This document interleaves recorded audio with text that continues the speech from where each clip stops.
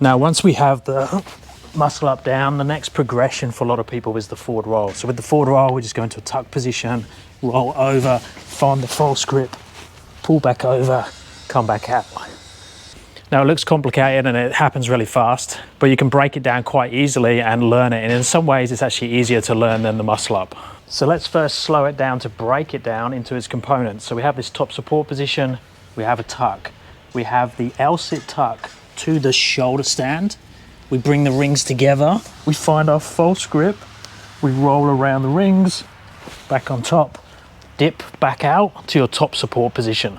Now, I'm guessing if you have a muscle up, you have this top support position down, you have this tuck L-sit position down as well, but what you might not have is this L-sit to shoulder stand movement on the rings. So a good way to learn that is first to do it on P-bars or between two boxes. So in your tuck position, rotate around to your shoulder stand position, notice the shoulders and the hips are moving like a seesaw. If you struggle with that one, start in the shoulder stand position first, and then go slow as possible to the L-sit.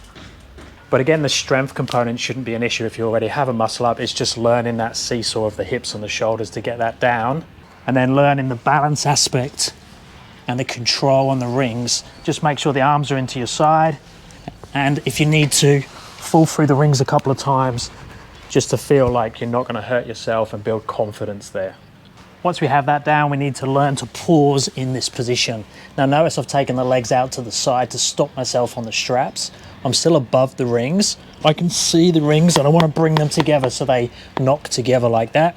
Now as I go over more, I can still keep looking, and then as my hips come over, this is the point I need to go into my false grip, find my false grip. Now my hips come down, but my shoulders roll around the rings to the bottom of the dip, and then I can push back out. So it's pretty simple. If we slow it down enough, we can look and make sure we find and can see that false grip before the hips fully go over. If the hips fully go over first and you don't find your false grip, you're going to drop down and not be able to get back on top of the rings. You need to be rolling around the rings. And then you can just start to speed it up a little bit, get rid of the straps, so stop using your legs, as long as you again go around the rings and don't go down and then try and go back up, because that will make it very strength based, and it will basically be a falling over plus a muscle up. You want to be like a roll around the rings. Now, I'll put a link down in the description to this equipment, especially if you're in Australia.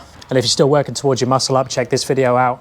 If you're interested in any coaching, www.paultwyman.com.au, and I'll speak to you next time. Thanks, guys.